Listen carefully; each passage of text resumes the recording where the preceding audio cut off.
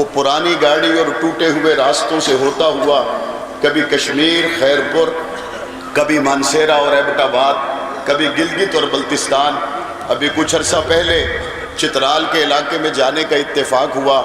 چترال کے لوگوں نے بتایا تاریخ میں یہاں پر ایک شخصیت آئی ہے جنہوں نے عظمت اصحاب رسول کے ترانے ہمیں سنائے ہیں۔ ہم متوجہ ہوئے کہ اس دشوار راستے سے گزر کر ان تک کون آیا ہے۔ بتانے والوں نے بتایا کہ اب تک آیا ہے تو علی شیر حیدری آیا ہے۔ پاکستان کے طول و عرض سے اٹھنے والی اس آواز نے، خیرپور میرٹھ سے نکلنے والی اس آواز نے نہ صرف یہ کہ پاکستان کے طول و عرض میں بلکہ دنیا کے بہت سے ممالک میں عظمت اصحاب رسول کو نہ صرف یہ کہ بیان کیا، منکرین اصحاب رسول کو بے نقاب کر دیا۔ چھپے ہوئے نقاب میں آنے والے کفر کے نقاب کو اتار کر اس کو تار تار کر دیا، ریزہ ریزہ کر دیا۔ میں آج کی اس محفل میں جب آپ سے مخاطب ہوں، میں رحیم یار خان سے تعلق رکھنے والے اس سفید ریش بزرگ کو کیسے بھول سکتا ہوں جب علامہ علی شیر حیدری مسجد نبوی میں موجود تھے اور ایک شخص دور سے علامہ علی شیر حیدری کو دیکھتا ہوا آیا اور قریب پہنچنے پر اس نے حضرت کے گھٹنوں پہ ہاتھ رکھا اور سوالیہ انداز سے پوچھا، کیا آپ علی شیر حیدری ہیں؟ حضرت نے جواب دیا، ہاں میرا نام علی شیر ہے۔ وہ حضرت سے بغل گیر ہوا اور رونے لگا۔ تھوڑی دیر کے بعد جب حضرت نے دیکھا کہ اس کے آنسو نہیں تھم رہے، حضرت نے اس کو بازو سے پکڑا اور میری طرف متوجہ کیا کہ یہ معاویہ ہے، مولانا اعظم طارق کا بیٹا ہے۔ وہ مجھے سلام کرنے کے بعد دوبارہ پھر سے حضرت سے لپٹتا ہے اور رونا شروع کر دیتا ہے۔ حضرت بھی حیران ہوئے کہ یہ اور کسی طرف متوجہ ہونے کی بجائے، کوئی بات کہنے کی بجائے سوائے آنسو بہانے کے اور کوئی بات نہیں کر رہا۔ جب تھوڑا تھم گیا تو کہنے لگا، آپ نہ ہوتے تو میں تباہ ہوتا، آپ نہ ہوتے تو میں برباد ہوتا۔ پوچھا کہ کیا کہنا چاہتے ہو؟ کہا رحیم یار خان کے علاقے سے تعلق ہے، 90 کی دہائی میں آپ تشریف لائے تھے، مجھے میرے علاقے کے لوگوں نے کہا ایک علامہ علی شیر حیدری نام کا عالم آ رہا ہے، اس کی تقریر سننے کے لیے میں جانا چاہتا ہوں۔ تو میں نے کہا مجھے بھی ساتھ لے جاؤ۔ کہتے جب میں وہاں پہ پہنچا، وہاں پر آپ کی گفتگو کو میں نے سنا۔ اگر میں آپ کی گفتگو کو نہ سنتا میں تباہ ہوتا، برباد ہوتا، ذلیل و رسوا ہوتا۔ پوچھا کہ بھئی وہ کیسے؟ کہتا میری 2 بیٹیاں گستاخ صحابہ کے ساتھ منگنی ہو چکی تھی، رخصتی باقی تھی۔ میری 2 بیٹیوں کی منگنی ہو چکی تھی، رخصتی باقی تھی۔ میں نے آپ کی گفتگو کو سنا اور واپس جانے کے بعد میں نے فوراً یہ فیصلہ کیا، میری بیٹی گھر میں رہے یا اس گھر میں جائے تو وہ گھر ایسا ہو سکتا ہے جو غلام ابو بکر کا گھر ہو، وہ گھر ایسا ہو سکتا ہے جو غلام فاروق اعظم عثمان و علی کا گھر ہو۔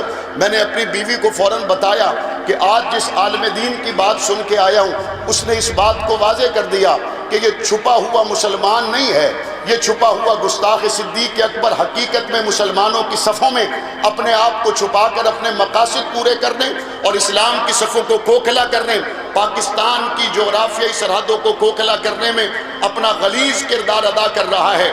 میری بیوی نے کہتے میری بات کو سنا اور سمجھا، اور اس کے بعد ہماری وہ بیٹیاں آج مسلمانوں کے گھروں میں، اور رو کر پھر سے کہتا ہے آپ نہ ہوتے تو میری بیٹیاں نکاح کی شکل میں زنا کرتی، آپ نہ ہوتے تو میری بیٹیاں آج تباہ ہو جاتی، آپ نہ ہوتے تو پتہ نہیں آج ہم کس حال سے دو چار ہوتے۔ اس ضعیف العمر کی بات سامنے رکھنے کے بعد میں نے سوچا علی شیر حیدری تیرا کسی ایک بوڑھے پہ احسان تو نہیں ہے، تو نے پاکستان کی لاکھوں آل و سنت کی بیٹیوں کو محفوظ کر لیا، تیرا صرف سندھ کی دھرتی پہ احسان نہیں ہے، تم نے کشمیر سے لے کر کراچی اور گلگت بلتستان تک کے علاقوں میں آل و سنت کی عزتوں کی حفاظت کی ہے۔ اور جب کوئی مشکل حالات آتے ہیں دنیا جانتی ہے اندھیروں کو لانے کے لیے اہتمام نہیں کرنا پڑتا، روشنی کو لانے کے لیے انتظام کرنا پڑتا ہے، صفائی کے لیے انتظام کرنا پڑتا ہے، آلودہ کرنے کے لیے انتظام نہیں کرنا پڑتا۔ بس چھوڑ دو تو گندا ہو جائے گا، بس چھوڑ دو تو اندھیرا ہو جائے گا۔ لائٹ لانے کے لیے بڑی محنت کرنی پڑتی ہے، اور جناب گلشن بسانے کے لیے بڑی محنت کرنی پڑتی ہے۔ آج کوئی پوچھے گا علی شیر حیدری کون ہے، میں کہوں گا باغ و بہار میں بیٹھ کر علی شیر حیدری کو مت سمجھو، علی شیر حیدری نے بیابانوں میں حل چلائے ہیں۔ اب میں کہتا ہوں آج گلشن کی بہاروں کو دیکھ کر اگر کوئی سمجھتا ہے وہ حق نواز کو سمجھے گا تو نہیں سمجھ سکتا۔ وہ ہے جس نے اس وقت سناٹے میں، اس وقت اندھیرے میں روشنی جلائی ہے۔ آج کے اس گلشن میں اگر کوئی یہ سمجھے کہ علامہ اسحاق القاسمی، علامہ ضیاء الرحمن فاروقی، علامہ اعظم طارق کو سمجھنا آسان ہے، امام اہل سنت علامہ علی شیر حیدری کو سمجھنا آسان ہے تو ممکن نہیں ہے۔ یہ وہ لوگ ہیں جنہوں نے حضرت ابو بکر صدیق نے جس طرح سے غار کو صاف کیا تھا، انہوں نے اسی طرح سے حضرت ابو بکر صدیق کی محبت میں کفر کے اندھیروں کو ہٹایا ہے۔ انہوں نے ان کی محبت میں اسی طرح ظلم پر پھیلی ہوئی اس تاریک چٹانوں کو ہٹایا ہے۔ انہوں نے خون پسینے سے ہل چلائے ہیں۔ انہوں نے وہ کارنامے سر انجام دیے جو چھوٹی چھوٹی عمروں میں رہنے والے آج اگر سوچیں 45 سال علامہ علی حیدری کی عمر ہے، 49 سال کے علامہ فاروقی ہیں، 43 سال کے علامہ اعظم طارق ہیں، 26 سال کے علامہ اظہار القاسمی ہیں، 38 سال کے علامہ حق نواز جنگی ہیں۔ آج کوئی سوچتا ہے تو سمجھ نہیں سکتا، لیکن اگر کوئی ان کے شب و روز کو دیکھے تو ان کا دن کا اٹھنا بھی ابو بکر کے لیے تھا، ان کا رات کو سونا بھی ابو بکر کے لیے تھا۔ وہ سوتے کب تھے؟ وہ تو جگانے والے کے لیے تھے، وہ تو سوئے ہوئے کو جگانے کے لیے آئے تھے۔ گلشن کی بہار کو دیکھ کر کوئی یہ سمجھے یہ ایسے آباد ہوا، ایسے آباد نہیں ہوا۔ چار جگہ بھائیوں نے خون کا نذرانہ پیش کیا ہے، ایسے آباد نہیں ہوا۔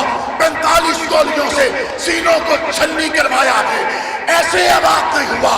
اس کے پیچھے 10,000 لوگوں نے جام شہادت ناش کیا ہے۔ اور گلشن کی بہار آ جانے کے بعد مقصد یہ نہیں ہے